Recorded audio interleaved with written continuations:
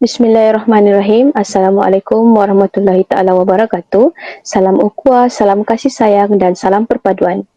Bersyukur kehadrat Ilahi kerana dengan izin limpah kurnianya, kita dapat sama-sama berkumpul dan bertemu dalam forum bertemakan kesantunan bersama saya, Maslina binti Hajirul, di pagi yang berbahagia ini.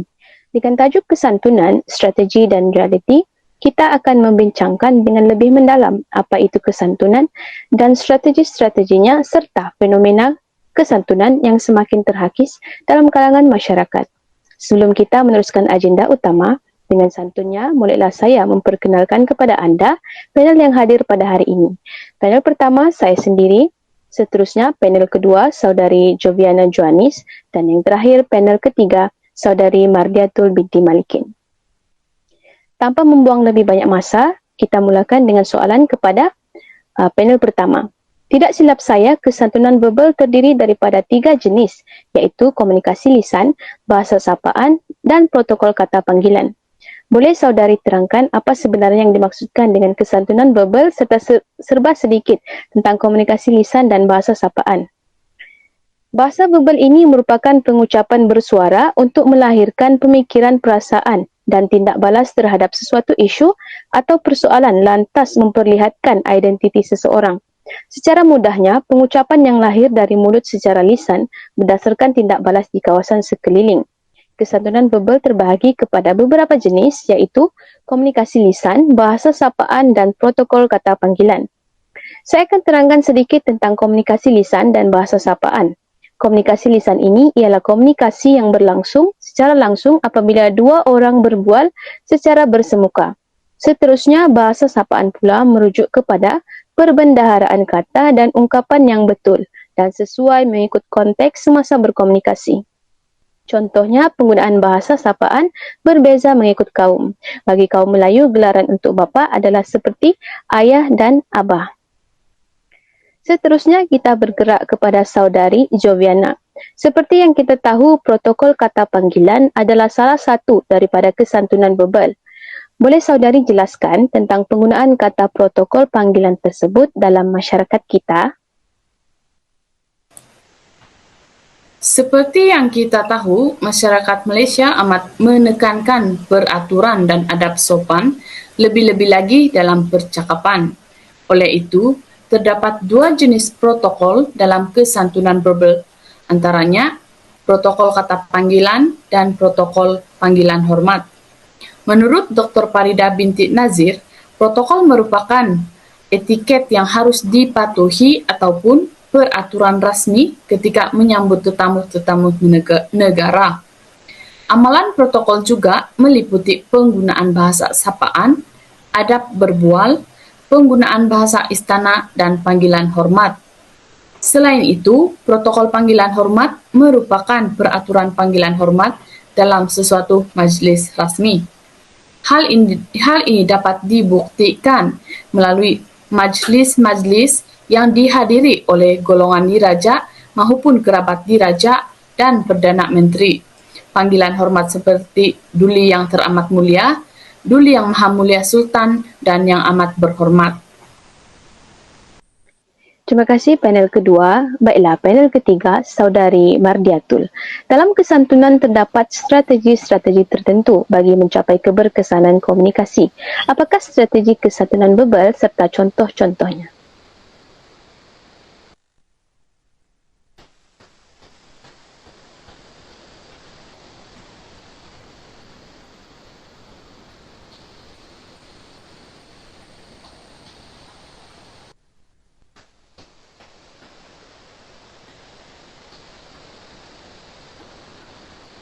Panel ketiga.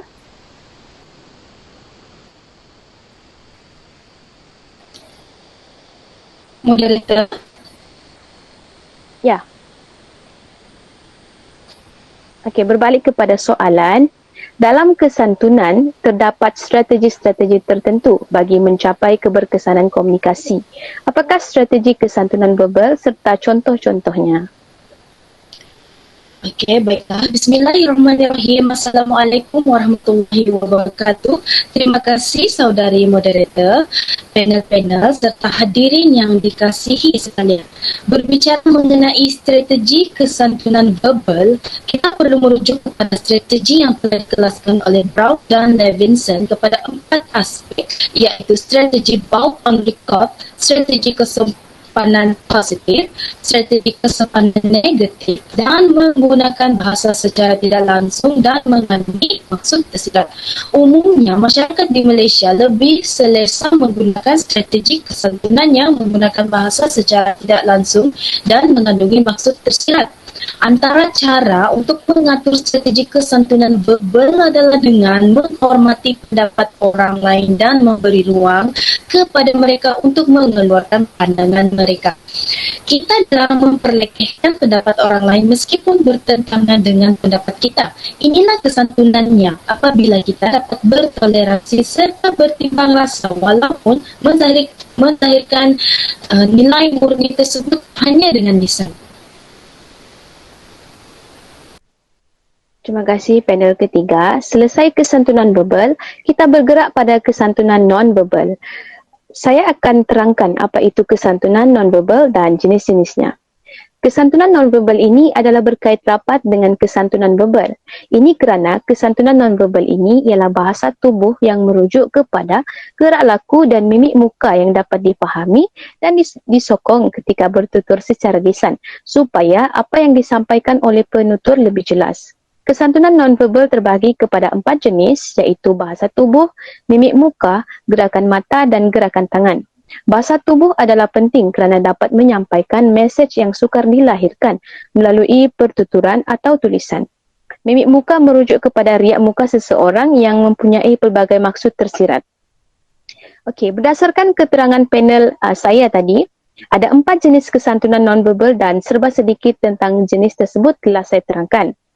Boleh saudari Joviana terangkan tentang pentingnya gerakan mata dan gerakan tangan dalam kesantunan non-verbal? Okey, pada pendapat saya, dalam komunikasi gerakan mata dan gerakan tangan memainkan peranan yang sangat penting dalam memastikan komunikasi yang berkesan. Mata juga merupakan elemen yang penting dalam pertuturan. Hal ini demikian kerana dari mata turun ke hati. Dari mata juga kita dapat membaca keikhlasan hati seseorang itu semasa berbual dengan kita. Tamsilnya, jika mata yang bergerak ke sana dan kemari itu menunjukkan bahawa seseorang itu tidak berminat untuk meneruskan perbualan dengan kita. Seterusnya, penggunaan gerakan tangan dalam pertuturan. Terdapat 2 elemen dalam gerakan tangan ini, antaranya emblems dan illustrators. Emblems merupakan isyarat tangan yang tersendiri untuk meningkatkan pemahaman pendengar, manakala illustrator pula isyarat tangan yang digunakan bersama-sama ucapan. Tamsilnya, apa seseorang itu ingin menerangkan mengenai burung beliau, haruslah menunjukkan bentuk burung tersebut, menggunakan gaya tersendiri sambil menerangkannya dengan jelas. Tetap sama seperti sebelumnya, saudari Mardiatul, boleh anda terangkan pula strategi kesantunan non-verbal? Baiklah, bagi strategi kesantunan non-verbal, ia melibatkan 4 perkara, iaitu komunikasi wajah, komunikasi mata, sentuhan dan diam. Bagi aspek komunikasi wajah, mempunyai 3 kategori kegunaan, iaitu untuk menzahirkan rasa senang dan tidak senang akan sesuatu perkara sebagai gambaran kepada aktiviti fizikal dan mental dan untuk mempamerkan perasaan dominan dan sikap menurut. Ringkasnya, komunikasi wajah ini berkait rapat dengan sifat malu dan penjagaan air muka. Seterusnya, komunikasi mata yang berfungsi sebagai penanda hubungan, tanda kembali kepada perbualan, rasa tertarik atau untuk menjarakan hubungan. Misalnya, ketika masih kecil, ibu akan merenung dengan tajam jika kita melakukan perkara yang dilarang. Ibu tidak mengeluarkan sebarang ujaran atau kata-kata, tetapi renungan tajam ibu tersebut menunjukkan amaran atau larangan. Sentuhan juga memainkan peranan penting bagi menzahirkan perasaan. Selain perkataan sayang itu diluahkan, pelukan juga menggambarkan perasaan kasih sayang. Perlakuan mendiamkan diri sebenarnya memberi kesempatan untuk seseorang berfikir, namun juga boleh menyakiti perasaan orang lain. Diam boleh menyebabkan pihak lain menjadi kurang selesa. Oleh itu, perlakuan ini perlu disesuaikan mengikut masa tertentu. Strategi non-verbal juga menunjukkan nilai-nilai murni. Misalnya, memaniskan muka apabila berbicara dengan orang lain menunjukkan sikap ramah mesra, malah mencerminkan kita individu yang mudah didekati. Seterusnya, kita akan menyentuh sedikit isu semasa berkaitan kesantunan masyarakat Malaysia. Isu gejala sosial yang sering kita lihat pada zaman ini ialah isu pergaulan bebas antara lelaki dan perempuan. Apa yang dapat kita kaitkan dengan fenomena terhakisnya kesantunan apabila lelaki dan perempuan itu sudah hilang rasa malu dalam berhubung antara satu sama lain. Mereka menganggap bergaul secara bebas adalah perkara yang biasa, berpegang-pegang tangan dan bergurau-gurauan. Mereka seperti tidak tahu batas pergaulan yang telah digariskan dalam panduan Islam. Isu ini secara tidak langsung menghakis kesantunan rakyat Malaysia.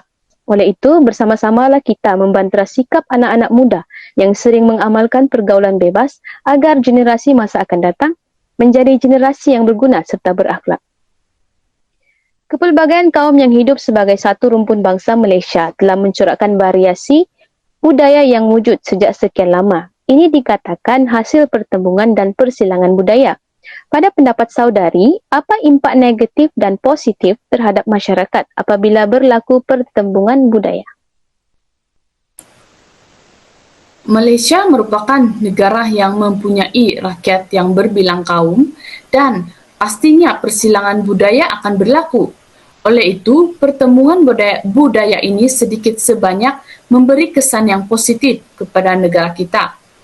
Antara kesan positif pertemuan budaya ialah wujudnya kepelbagaian makanan. Hal ini demikian kerana Malaysia merupakan negara yang kaya dengan pelbagai jenis makanan. Contohnya, masyarakat Cina tidak mempunyai masalah untuk makan nasi lemak, manakala orang India menjamah mie hailam dan orang Melayu pula menjadikan roti canai sebagai sarapan mereka. Walaupun hanya makanan, namun perkara ini dapat mengukuhkan lagi perpaduan masyarakat disebabkan kemesraan dan kesanggupan berkongsi. Di samping dapat mengenali tradisi kaum yang berbeza. Namun begitu, pertembungan budaya juga mampu memberi impak yang negatif kepada masyarakat di Malaysia, terutamanya budaya barat yang semakin parah. Contohnya, bahasa rojak yang melibatkan bahasa Melayu dan bahasa Inggeris. Hal ini secara tidak langsung dapat menggugat kedaulatan bahasa kebangsaan kita. Beberapa langkah efisien perlu dijalankan bagi membendung permasalahan ini dan dapat dilihat pendidikan adalah cara yang terbaik bagi melaksanakannya. Terima kasih saudari Joviana. Baiklah, isu terakhir kita pada hari ini, isu kesantunan bahasa. Biarpun bahasa Malaysia sebagai bahasa pengantar, namun penggunaannya amatlah menyedihkan dan daif sekali. Pada pendapat saudari Mardiatul, apa punca dan bagaimana cara mengatasi permasalahan ini agar bahasa kebangsaan kita tidak menjadi sebahagian sejarah? Berbicara tentang isu kesantunan bahasa bukan semata-mata tentang penggunaan laras bahasa yang betul atau tidak, tetapi juga bagaimana kita menutur dan menzahirkannya dalam perlakuan kita. Mudahnya apa yang terlahir dari mulut kita akan melambangkan siapa diri kita yang sebenarnya. Antara punca pelunturan kesantunan berbahasa ini adalah penerapan dan pengamalan dalam kehidupan seharian. Menurut kajian Prof. Dr. Julia Long, seorang pensyarah yang bergiat aktif dalam isu bahasa mendapati sebilangan besar daripada institusi pendidikan tinggi swasta yang dikaji bukan sahaja tidak menggunakan bahasa Melayu sebagai bahasa pengantar, tetapi institusi itu juga tidak menjadikan bahasa Melayu sebagai mata pelajaran wajib kepada pelajar warga negara Malaysia. Biarpun nampak remeh, namun tindakan ini akan menyebabkan bahasa Melayu diketepikan. Oleh itu, sebagai langkah pertama untuk memartabatkan kembali kesantunan berbahasa, kita perlulah berusaha untuk memulakan penggunaan laras bahasa yang betul dalam kehidupan seharian. Ianya bermula dengan tanggungjawab kita untuk memelihara kedaulatannya. Terima kasih panel ketiga. Alhamdulillah selesai acara forum kita pada hari ini. Terima kasih kepada panel-panel yang terlibat kerana sudi berkongsi maklumat yang sangat berguna kepada kami semua. Kesimpulan yang boleh saya lakukan adalah kesantunan ini perlu diamalkan demi menjaga hubungan serta komunikasi antara masyarakat. Kesantunan ini juga akan kekal relevan sepanjang masa demi kesejahteraan dan persefahaman antara masyarakat. Justru itu, ayuhlah kita sama-sama bersantun dalam setiap perkara agar identiti masyarakat Malaysia yang berbudi dapat dikekalkan. Akhir kata, moga kita berjumpa lagi dalam sesi forum yang lain dan terima kasih kerana sudi meluangkan masa bersama kami pada hari ini. Sekian, terima kasih. Wabillahi taufiq wal hidayah. Wassalamualaikum warahmatullahi taala wabarakatuh.